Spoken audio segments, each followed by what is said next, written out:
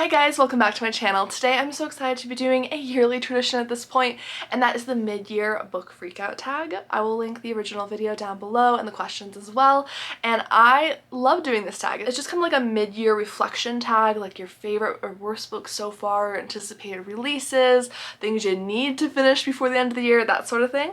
So I am so excited to see where we take this. So the first one is best book you've read so far in 2025. If you're asking me to pick one, that's just not gonna happen. Yikes, that is hard. I'm gonna say The Wife Between Us by Greer Hendricks and Sarah Pekina, and just these two co-authors in general have blown my socks off with thriller writing this year. So these two definitely up there. I believe I read The Breakdown by B.A. Paris I think it was either the very end of last year or the beginning of this year. I think it was the beginning of this year. That one's another standout thriller for me. I've also really loved A Flicker in the Dark by Stacey Willingham. The Georgia Peach mystery series by Susan Furlong. I binged all three last month. Really loved it. I also loved the Laura Bishop mystery series by Grace Topping, which is like a home staging cozy mystery series. Again, only three in that series, but I've read all of them this year and loved them. Another one that comes to mind is just Ellen Byron in general, but especially her Cajun Country mystery series and her Golden Motel mystery series, which I'm now caught up on. So those are some of the best books I've read this year.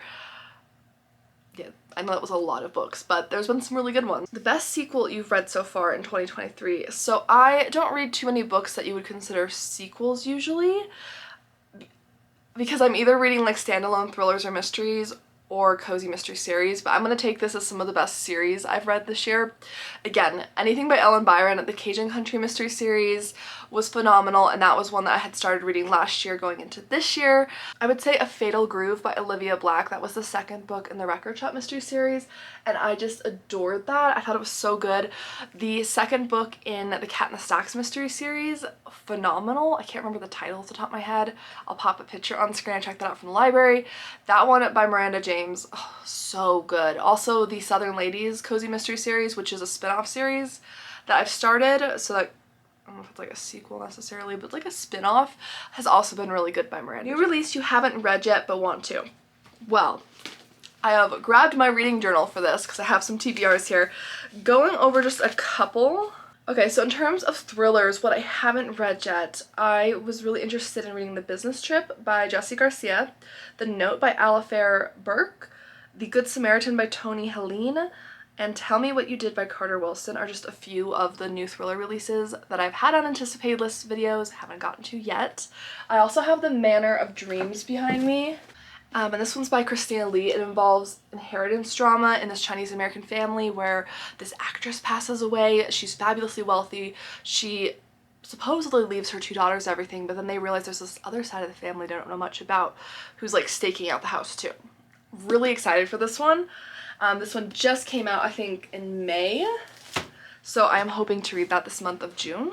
And in terms of cozy mystery releases, I just did my most anticipated cozy mystery releases for the second half of the year, which I'll link above if you want that full video, but a few highlights from my earlier anticipated releases video this year that I haven't got to is Hounding a Killer by Callie E. Benjamin. It's part of the Bailey the Bloodhound mystery series, and I loved book one last year. It was one of my favorite cozy reads all year, and this is book two.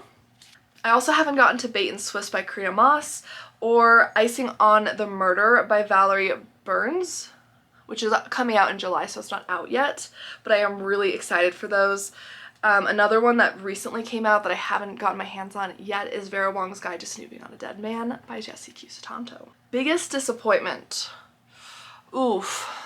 I mean, there's definitely been a few, which is always hard because I love going in optimistically with books. I would say a couple recent ones were I Would Die For You by Sandy Jones. This was a new thriller released this year.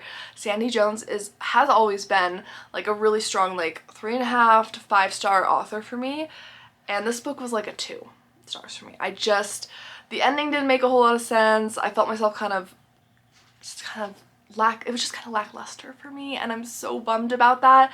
I had a great time with some of the journey. It goes back and forth between a present timeline and this timeline, I think in the 80s, with a rock band where someone's murdered and then they're trying to like come to grips with that in the future, and it's right up my alley, and I love this author, but this one just didn't do it for me. I also was really disappointed by We Lie Here by Rachel Housel Hall. I loved What Never Happened by this author. I read that a few months back, and I tried to read We Lie Here last month, and I got like close to 200 pages in, but it was just so slow, so much family drama. We hadn't really gotten to the mystery. I was just really struggling to get through it. In terms of a cozy disappointment, Tea and Treachery by Vicky Delaney. I love her Sherlock Holmes mystery series, but the first book, which is called Tea and Treachery, the grandmother makes me so mad. Like, she's such an irritating character. She's supposed to be kind of just like blunt and in your face, but she comes across as really mean in my opinion, and I just was like, this isn't enjoyable. I also didn't like Cutie Pies and Deadly Lies by Addison Moore. I DNF'd that as well. So yeah, those were a few disappointments that I wasn't really fond of, unfortunately. Next question is the biggest surprise. Ooh, that's a good one, that's a good one. Okay, so one that comes to mind is The Berry Pickers and The Magician's Daughter by H.G. Perry. These are both books that are outside my normal mystery or thriller picks, so I think they were just really big surprises to me because they were both 5-star reads for me. Another one that was a mystery I recently read that really pleasantly surprised me is Death and the Runaways by Heather Redmond. This is a Mary Shelley mystery. It's the third in this trilogy, historical fiction mystery. It's not a cozy mystery, although Mary Shelley is an amateur sleuth, but it's not super graphic either. And this one just really, like, the depth and richness of the writing and the characters and just like the day-to-day life that you get immersed into in the setting of London in 1814 was really beautiful and well done. So I'm not the biggest historical reader, so I'm always so excited when I find one that I'm just immediately drawn into like this. I would say another one that comes to mind is A Long Time Gone by Charlie Donlea. This was a book that came out last May in 2024, and this is more of like a slow burn mystery. It's about genealogy and this cold case being solved years later, and it was just really character driven and really beautifully written, and I so enjoyed it. I thought it was such a great book, and the ending was intense. I was like, wow, okay. Favorite new author, debut, or new to you? So ooh, okay, so I would say, for starters, Greer Hendricks and Sarah Pekina. I think I had read a book by Sarah Pekina last year, but I really got into these co-authors' books this year. I binged them all, I think. So that was a huge new favorite author for me. In terms of some more cozy reads, I'd say Susan Furlong. I loved that Georgia Peach mystery series so much. I'm so excited to look at more of her backlist. Another author I just haven't been able to put down this year is Loreth Ann White. So I just picked up The Swimmer. My library finally got this in. I'm so excited to read this, but I've read multiples of her other books, including The Maid's Diary, which is an excellent thriller. I've read The Unquiet Bones, and then what was that one called? I think it's called The Patient's Secret, and those last two are more like just straight up mysteries with maybe some thriller elements. But she does so well with like multiple points of views, excellent mysteries, layered, complex plots. I love her writing style, so I have been binging her work this year. Let's see, favorite fictional couples. Technically the prompt is favorite fictional crush. I don't really get crushes on characters, so I'm gonna take this as like favorite couples in books that I've read so far this year. And I'm trying to think. I'm not a big romance reader, admittedly, but I'm trying to think of some of the cozy series I've read where I've enjoyed the couple more. I did really like the romance in the Mary Shelley mystery series. I thought this was really good. One that comes to mind is the Seaside Cafe mystery series by Bree Baker. I really like the main character's relationship in that, and it actually fits some of my least favorite tropes when it comes to romances and mysteries, but I actually really love it. I think Bree Baker does a good job with it. I also read Muffin But the Truth by Ellie Alexander, and I really am sweet on the relationship in that, as well as Ellen Byron's Cajun Country Mystery series. I've read, I think, all but one book in that series, and it's just been a really sweet couple overall. That have just I think they're really sweet. I also really like the couple in A Friend for Hire mystery series by Laura Bradford, and there's only 2, and I'm just finishing up book 2 right now, and I'm really bummed. So that one's gonna hurt to finish the last page of, because there's only 2 in the series. But those are some cozy mysteries where I don't actually mind the romance. I think it actually adds a bit of something. I think they're cute. So that is one. Those are some of the favorite couples, I would say. I don't want to say the couples' names for spoiler reasons in case you haven't read those series, but those are some series where I look back more fondly on the romantic subplot than most. Next one is newest favorite character. Ooh, okay. I do love Dee from the Golden Motel Mystery Series by Ellen Byron. She is a former TV sitcom writer turned motelier, and she is going to be the death of me. She has such snappy, fun dialogue, both internally and with other people. She's just a solid, great, relatable character. I love her. I'd also say The Patient's Secret by Loretta Ann White. I really enjoyed some of the characters in that. I read a thriller called The Sister-in-Law, and that had a really interesting cast of characters. I don't know if they were all like the most likable, but they're characters that really stuck with me. Same with The Family Lies by Angela Henry. The main character gets hired to be this personal librarian in this creepy estate, and it's a thriller, and you know, thrilling things happen.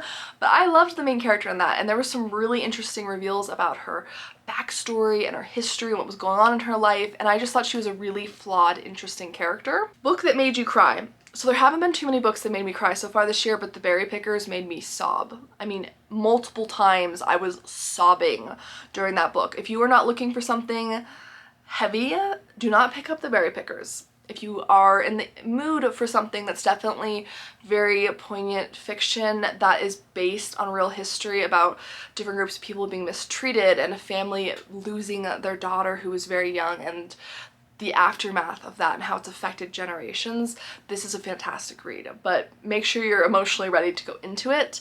Book that made you happy. I mean, so many books. I'm gonna say typically the cozier reads make me feel more warm and fuzziness, like happiness. A few that come to mind are the Beacon Bake Shop Mystery Series by Darcy Hannah. I think I've read 2 or 3 of those this year. Murder at the Blueberry Festival in particular was so good. If you can call the ending for that one, I mean, props to you. I was really surprised that the characters for that series are impressive, and I love Wellington the dog. He is a Newfoundland and he has my heart. I absolutely love him.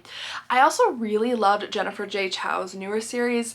It's the Magical Fortune Cookie mystery series, and I read book 1 with my patrons earlier this year, I think for February, for our book club, and it was just really sweet. There's something about her best friend and her mother and her relationship, and just some of the backstory and the way that the plot is built up. I really thought it was a sweet, touching cozy, so that one really made me feel like happy.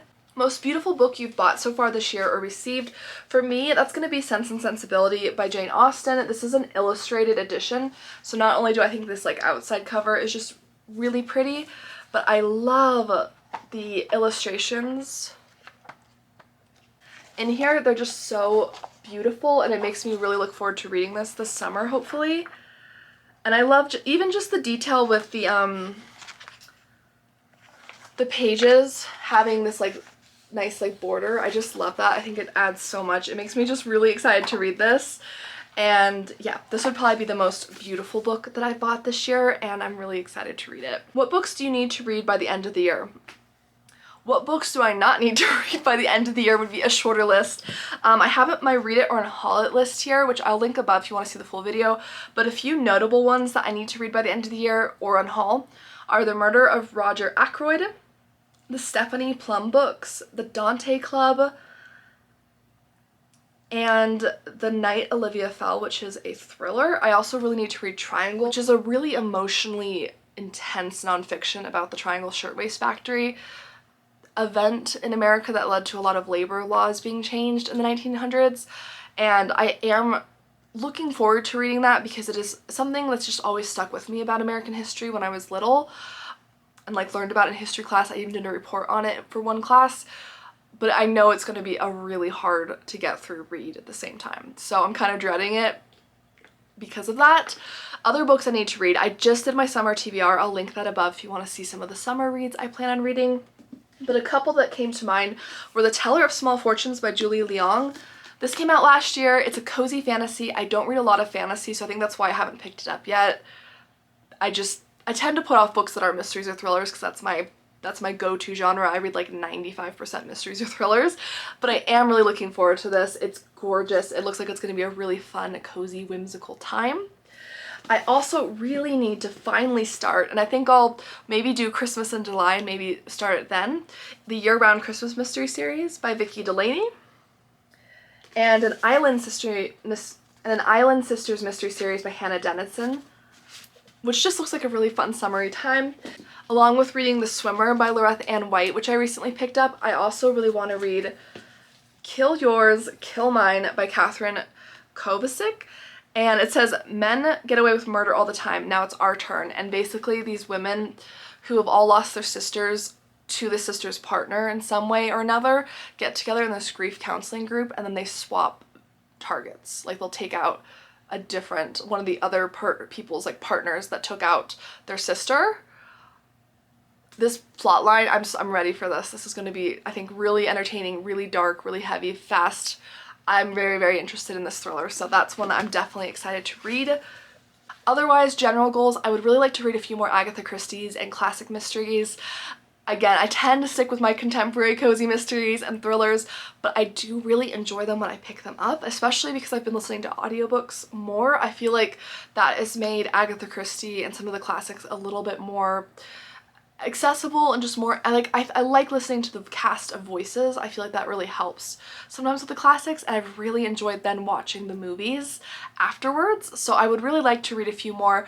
Murder of Roger Ackroyd is one of them for sure, but I'd like to finish Midsummer Mysteries by Agatha Christie, which is a short story collection of all these summery mysteries. And if you have any other recommendations for amazing Agatha Christie books, I would love to know. I also would really like to finally read my first Dorothy L. Sayers. So I especially like the Lord Peter Wimsey series, that really has my attention. So let me know. I'm also hoping to read another Sherlock Holmes or two. I finished The Adventures of Sherlock Holmes with this huge illustrated edition last year, but I haven't picked up any of the individual novels in a bit, and I would really like to continue that because I do have a big, like, chunky collection of them.